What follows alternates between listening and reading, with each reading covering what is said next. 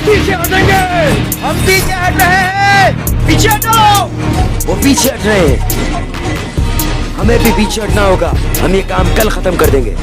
सुनो सिपाहियों, हम पीछे हट रहे हैं। पीछे हटो। पीछे हट रहे हैं हम।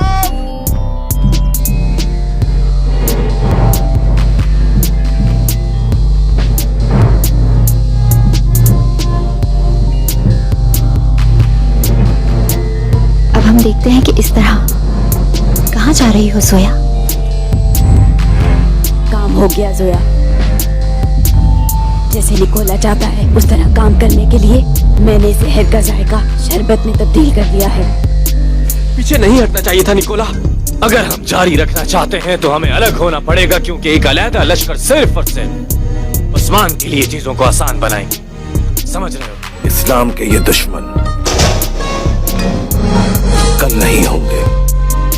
मुझे कोई शक नहीं उस्मान साहब, और आपके होते हुए मुझे रियासत की कोई फिक्र नहीं उस्मान साहब। मेरी तलवार और इस रियासत का वकार अब से आपके हाथ में है उस्मान साहब। सुल्तान के सिपाही अब थक चुके हैं। उन्होंने यहाँ तक पहुँचने के लिए एक तवील सफर तय किया है। उनकी थकन कल तक नहीं उतरेगी। आप लोग मायूस मत हो, ये जंग कल खत्म हो जाएगा।